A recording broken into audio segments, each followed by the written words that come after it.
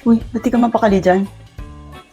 Kanina ka pa kasi iniisip kung saan ako maghihiram ng pera. Pero baka naman may pwede mo kong pahiramin. Pera, para saan naman gagamitin? Mag-a-abroad kasi ako. Kailangan ko mag-exam. Yung exam, 50,000 pesos ang kailangan. Kung hindi mo mamasamain, may tanong ako sa'yo. Wala kang ipon? Wala naman, kasi palagi ko rin nagagastos eh. Kaya tuloy ngayon, yung biglang nagsabi sa akin yung employer na kailangan ko mag-exam, kailangan ko rin magbayad ng ganitong amount.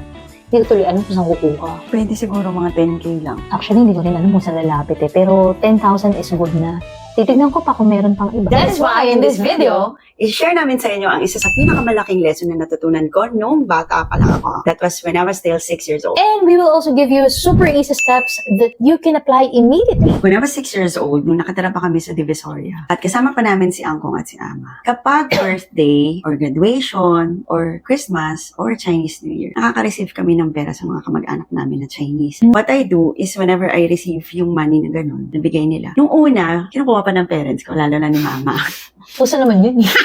Yung bata tayo. Pero, nung medyo, siguro 5 or 6 years old na, naging may consciousness na kami when it comes to money. What I do is tinatabi ko dun sa lola ko. Si Ama kasi, in-encourage na talaga. Pinapatabi ko sa kanya yung nakukuha Money, ko kila Taikong, kila Taima, kila Kwanchim, yung kamag-anak na namin at sa One ching. parang ano, no? Oo. Kikiam lang.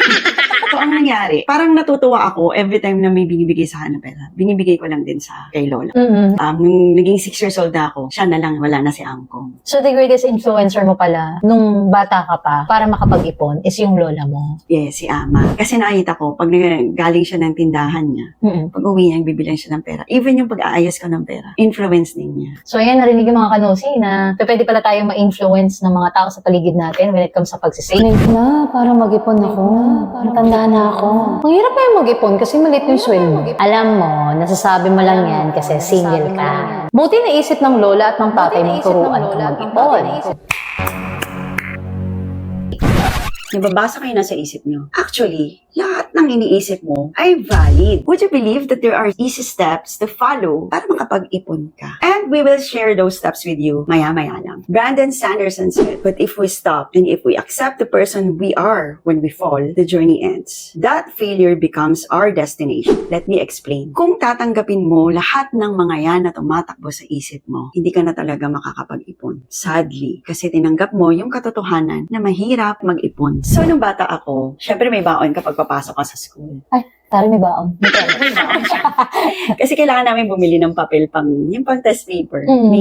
Lalo na pag Chinese, sa Chinese class. May kakaibang test paper. Kasi hindi pwede yung ano lang.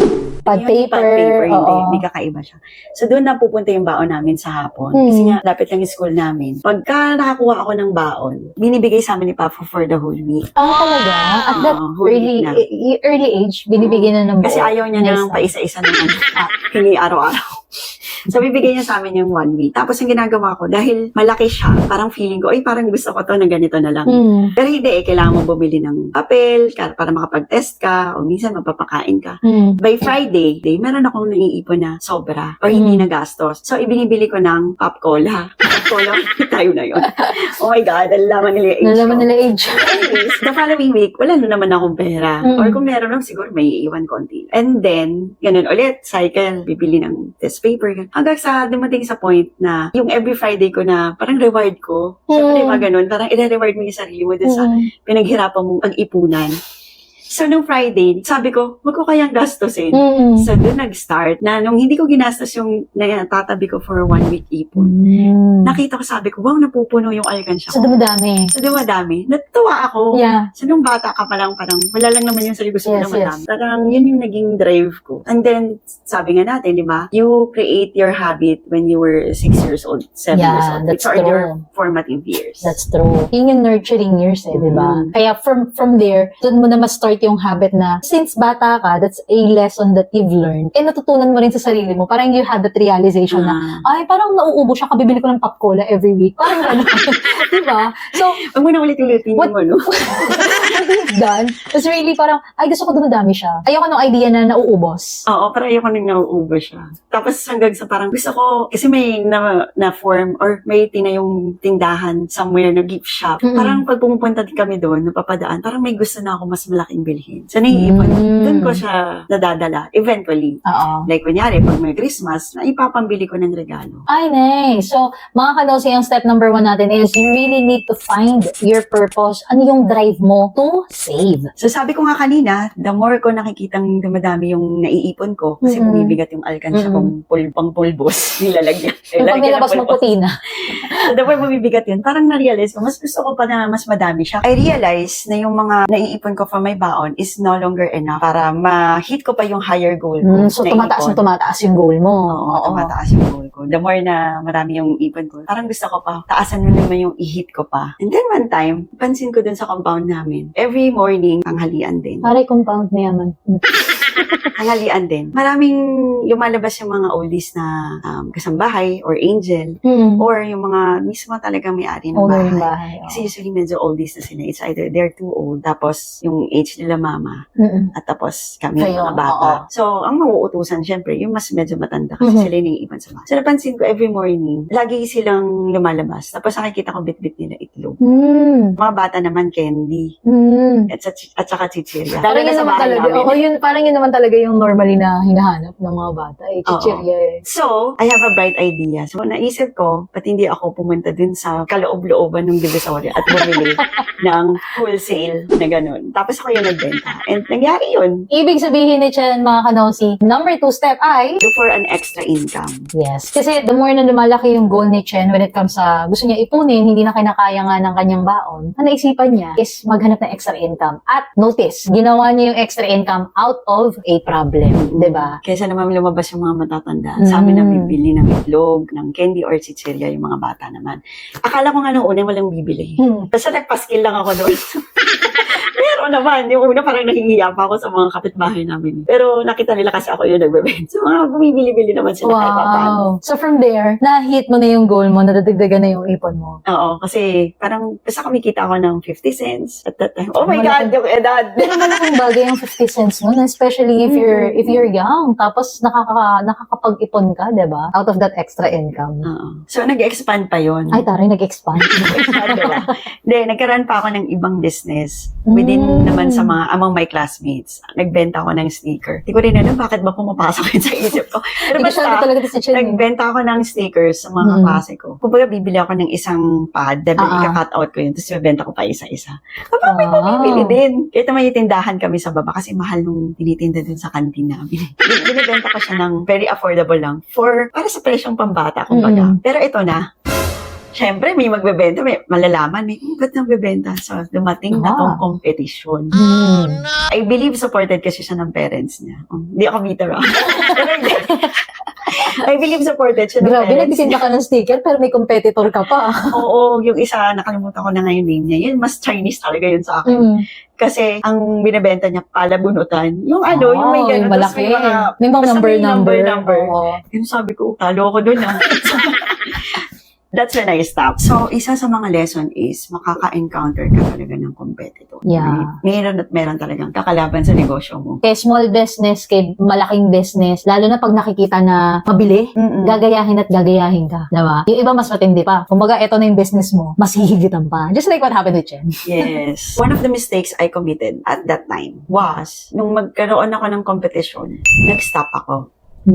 Kaya step number 3 is, kapag may competition, huwag mag-stop. Yeah. Instead, find a way to better your business or to improve your business. Yes, kailangan i-improve mo yung product, i-improve mo yung service mo, and syempre, i-improve mo lalo yung business mo. Maging creative, kumbaga. Huwag matakot kapag may competitor. Correct. So these are proven steps that I've learned nung bata pa ako. And until now, ginagamit ko pa rin siya. And it's a really good formula. And I can attest to these steps kasi isa ako sa mga naturuan ni Chen on how to save money. And mga kanosi, do not miss the last step kasi napaka-importante at napaka-useful ng step na yan so that we will be able to achieve our saving goals. So kahit na nag-stop na yung extra income ko, syempre, hindi naman yun for the whole time na magiging okay. May season lang talaga siya. Kasi medyo malaki din naman yung kinita ko kahit papaano. Doon sa, as a kid doon sa mga nagawa kong extra income na stickers, beads, cases, kung ano-ano yung cases, yung mabango. Yung mabango, oo.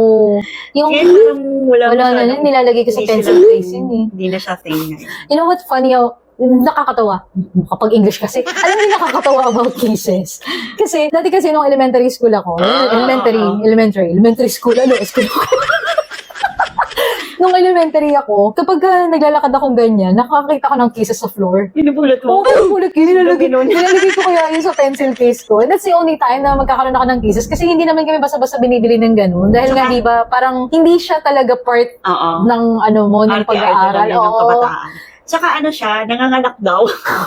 Pero hindi naman, binasa ko yun eh. Nung binasa ko, nang nagkit eh.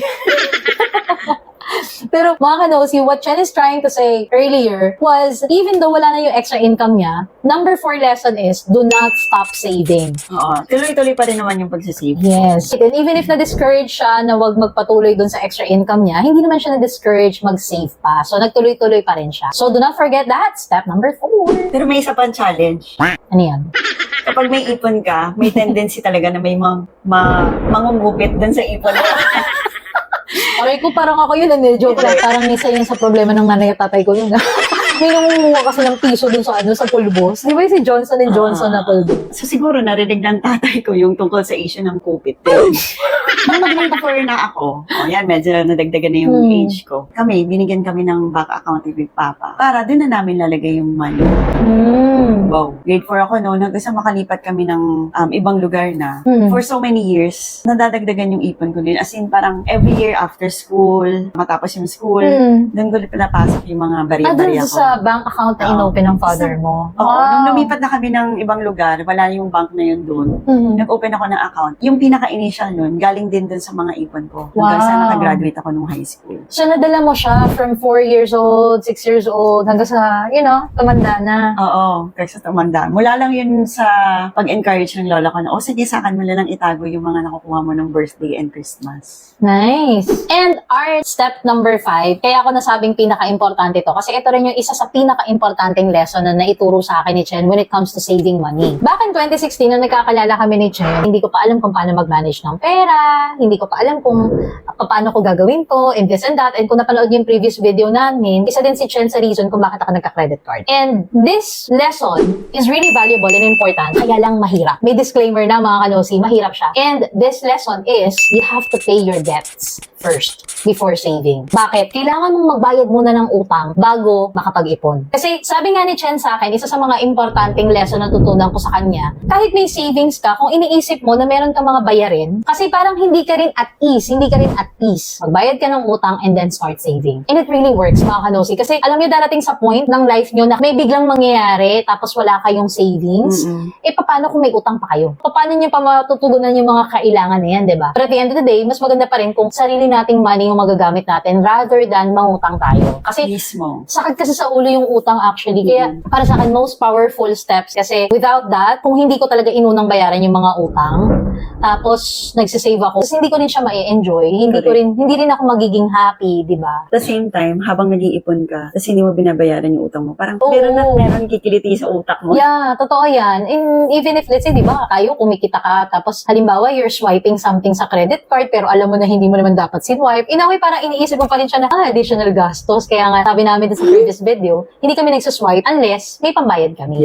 Kung mapapansin nyo, yung last step is pang-adult na. Wala naman siguro 6 years old na nagkakautang. Nandun na ako sa age ng high school and college. Yeah. And, syempre, may mga nag-isip dyan kagaya nung earlier video natin na madali lang ba mag-ipon? Paano kung 30s na ako? 40s na ako? Precisely. Yun. Kaya ito, binibigyan namin kayo ng awareness na kahit anong edad, once you decide na mag-ipon, makakaipon pa rin kayo. And as you have noticed as well, mga kanosi, these are powerful lessons coming from a 6-year-old Chen. At na-acquire niya to hanggang sa nag-edad na siya and inaisip niya na hindi tama na may utang or kung may utang, dapat magbayad ng utang. And even nung college, naalala ko lang, kasi nung time na yun, parang may gusto kong bilhin, pero every time kasi na may bibilhin ako, mas mahal na yung gusto ko pang bilhin. So, hindi ko nagagastos yung pera. Ang nangyari tuloy na nasa-save ko siya, then pag talagang gustong-gusto ko na yung bilhin, mas maganda na yung nabili ko kaysa kung nabili ko sana siya ng 3 months or 6 months earlier. So later on in life, that's when I realized na ang pag-iipon pala is a skill. Parang meron talaga mga tao na natural kayang mag-ipon. And then yung iba naman talaga, it comes with experience, decision, and to be financially free. Precisely. And mga kanosi, ang goal na maging financially free is wala sa edad yan. Even if we're already at 30s, 40s, never too late when it comes sa pagsisave. And that is why we're sharing this to you kasi naniniwala kami na even if, wala ka pang savings sa ngayon, it's okay because you can start right now and pwedeng-pwede mong i-discuss or pwedeng-pwede mo to i-share sa mga mas nakababata sa'yo. Maganda kung ang makakapanood din nito yung mga young parents para maituro din nila sa yung mga kids nila. At a very young age, gusto kasi natin matutunan ng mga bata na mag-ipon. And here's the catch mga kanosi. Lahat ng mga sinabi namin dito would be irrelevant kung ang mindset natin is mahirap mag-ipon.